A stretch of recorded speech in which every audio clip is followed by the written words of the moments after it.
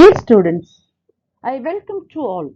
In this session, we will learn about the basics of the liver in terms of its anatomy, microscopic structures, and a very few important physiological functions. By the end of the session, we will be able to understand the anatomy of liver. Then first one, introduction of the liver. What is liver? The liver is an essential organ that has many functions in the body, including making proteins and blood clotting factors. The next one is the manufacturing triglycerides and cholesterol. It also produces to the glycogen and the bile production. The liver is a large organ that sits on the right hand side of the belly. The liver is the body's largest internal organ. The next one is a quadrant of abdomen. The entire abdomen is divided into 4 quadrants by the vertical line and a horizontal line.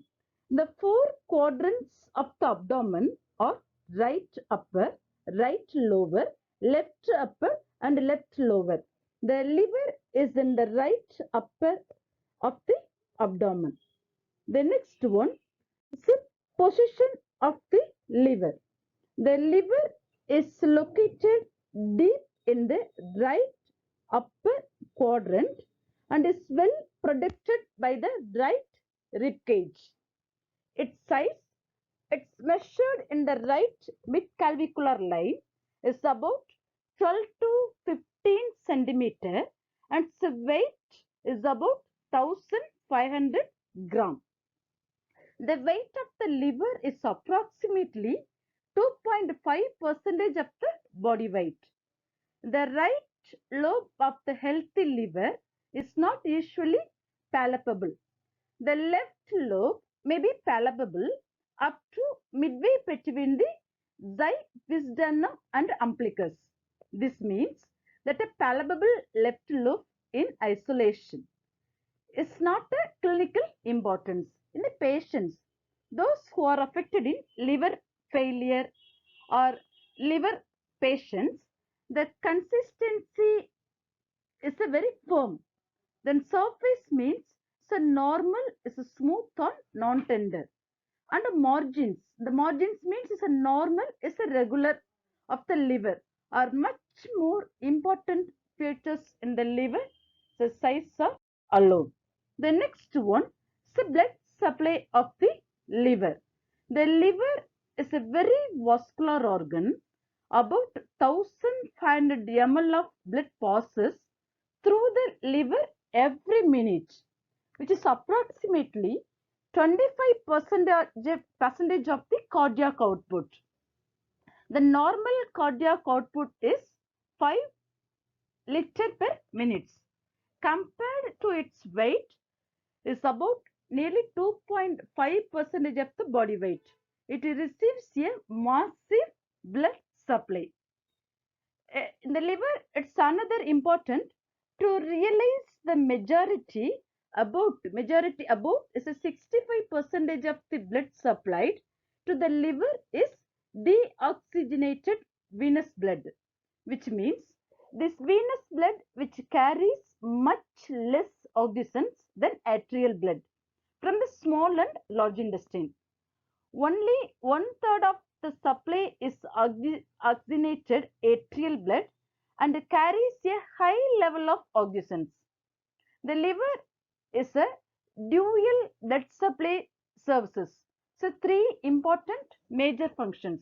Then first one, the dual blood supply gives a safety cushion to the liver and keeps it alive even if one supply is terminated because of some pathological state.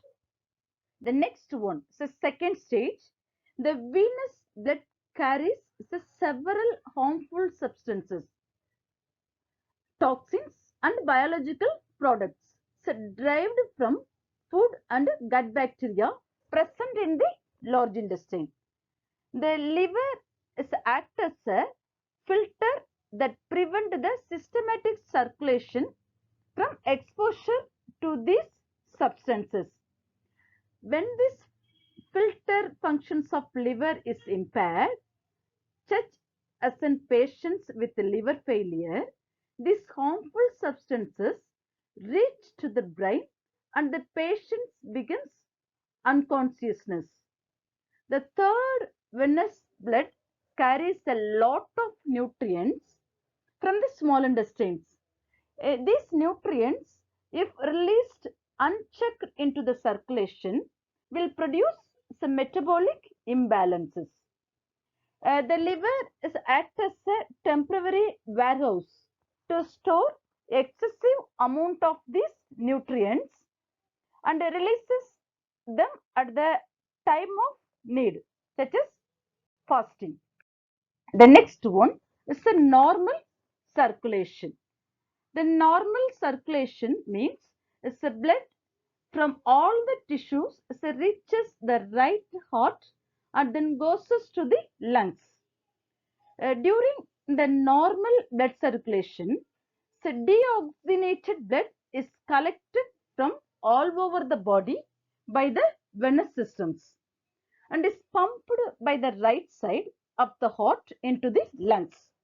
In the lungs, so oxygenation of blood takes place and oxygen-rich blood is returned to the left side of the heart and pumped through the arteries throughout the body.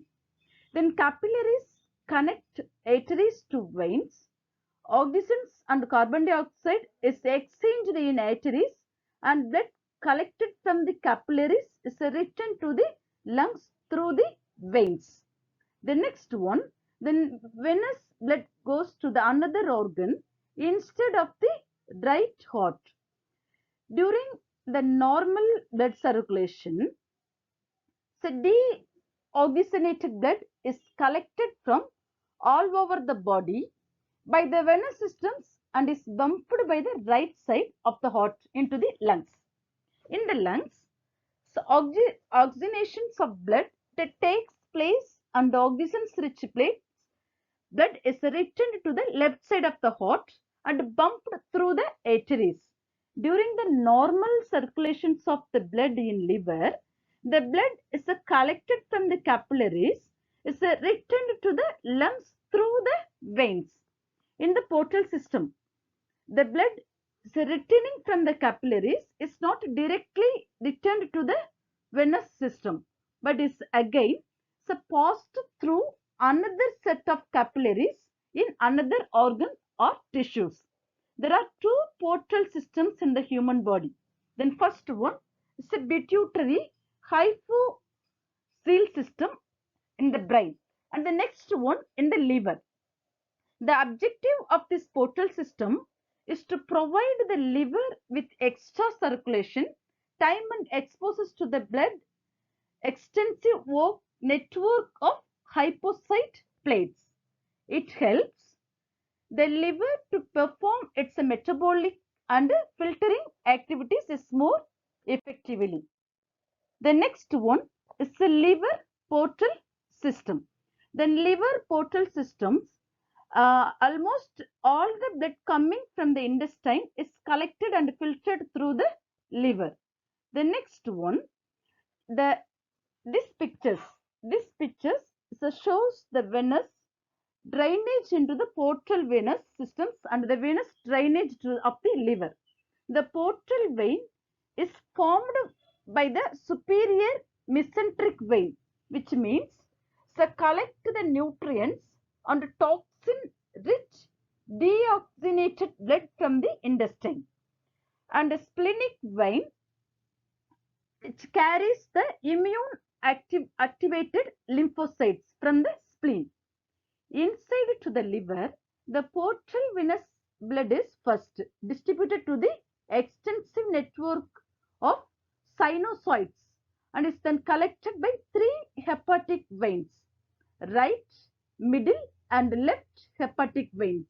These hepatic veins drain to the inferior vena cava, which drains into the right side of the heart for oxygenations. The next one is a microscopic anatomy of liver. Now we will learn the microscopy anatomy of the liver. We have to take out a piece of liver and liver biopsy with the help of true cut biopsy needle and examine it under the microscope. Liver biopsy means it's a risky procedure and needs hospitalization, skill to perform the biopsy, and a trained pathologist to interpret the findings under the microscopes. It carries a finite through small risk of death following to the procedure. Hence, nowadays, non-invasive methods are used to study the liver tissues, which we'll learn this during this course. The next one is a microscopic anatomy. The next is also the microscopic anatomy of the liver. If we see the liver tissue under the microscope, we will find that the hepatocytes.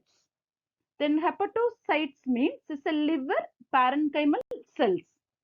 Then hepatocyte cells are organized in honeycomb-like structures.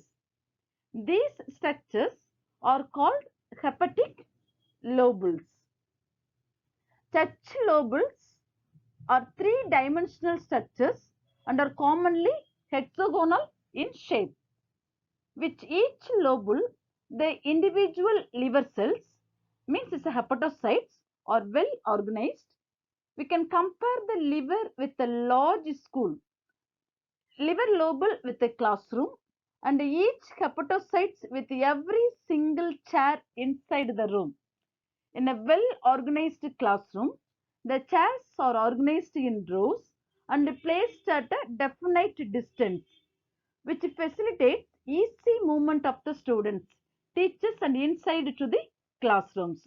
Similarly, inside a liver lobule, the hepatocytes are organized in the form of plates, which are separated by sinusoids through which blood flows easily without much resistance.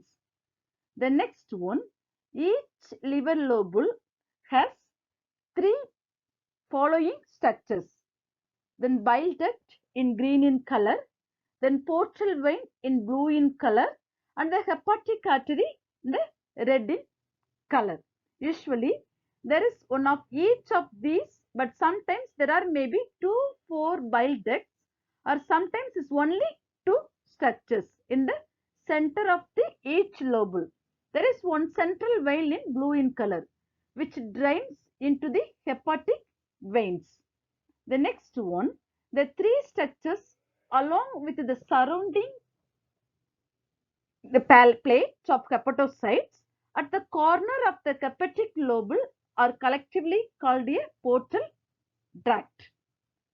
The next, in each lobule, the blood from the branches of the portal vein and hepatic artery enters from the corner and flow into the centripetal direction to drain the central vein.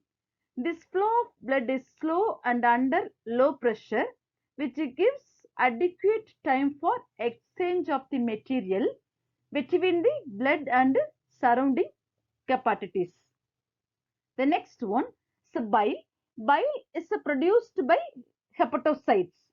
The bile is produced by hepatocytes, flows in the centrifugal direction. Centrifugal directions means it's opposite to the flow of blood to drain into a branch of the bile duct, so located in the corner of the lobule. The next one, this is the three-dimensional picture of hexagonal liver lobule. Each lobule a three-dimensional structures, which shows the portal tract at each of the corner. Then each portal tract that has a branch of the portal vein. It's blue in color. Then hepatic artery is red in color, and the bile duct is light green in color. The entire lobule is packed with hepatocytes, so organized in the form of plates. It's brown in color, which are separated by blood-filled sinusoids. Thank you, students. Hope all you learn about the anatomy of liver. Thank you.